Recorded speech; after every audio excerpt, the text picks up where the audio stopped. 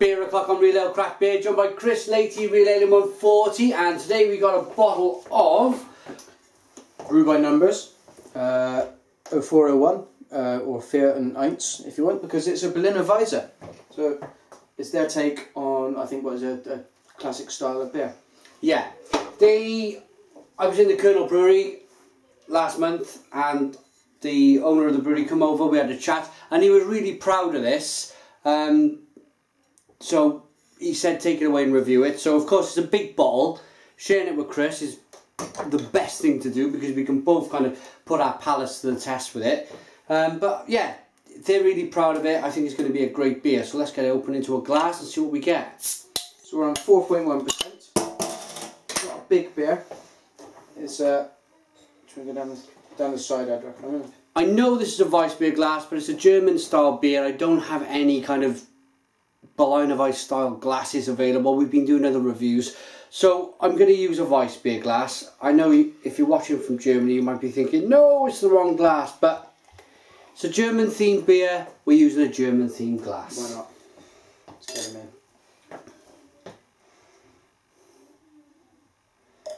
in. Actually, it doesn't look too. No. It doesn't look too out of flavour in it. It looks like a kind of a Weisse beer almost. It almost looks like a pineapple drink. Yeah. It's a loads of carbonation. The bongo, yeah, it's going nuts. Yeah, loads of that carbonation there. Look at that. Yeah, it looks like grapefruit juice. It looks like a fruit juice almost. Very, very clear. Yeah, you could see through it. It's this. I don't know, which juice would that be? Oh yeah, like a tropical juice or something. Yeah. Looks great. Quite a little bit of haze in there, but most of the beers are bottle conditioned, I think. Yeah. Let's get the aroma. Yeah, it's a salty sourness going on. There's a sharpness in there. And it's difficult to quantify smell, isn't it? Because it's very particular to these kinds of beers in that it's almost like a saison, but not quite. It's it's a Weisse beer, Berliner Weisse beer. Berliner Weisse, yeah. Do you think it's an old? Sorry to put you on the spot. Do you think it's an old style of beer? Like maybe a German's gone over to Belgium, he's seen what they're doing with saisons, realised that the Germans should be doing it hundreds of years ago. Or do you think it's a new style of beer that they've come across? I think this is an older. I'm no expert in Germany, but I think it's an older, more traditional kind of thing. A bit like you'd associate porters with London, for example. I think is that kind of that kind of thing. Maybe let's dive in. Yeah. Cheers.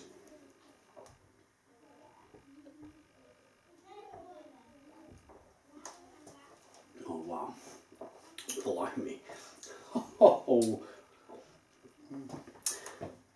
The carbonation for me, and I got this from your reviews when you first started, when you mentioned about the beer kind of moving around in the mouth. That is a really explosive carbonating. Yeah, mine's still going bananas. But as soon as that beer hits your mouth, it really does explode. It just washed all around and just, it's flung all around just without even trying. But then that seems to work with the sourness, that salty sourness. There's almost like a pineapple-iness about it. And it's on that end of the sour spectrum, I think.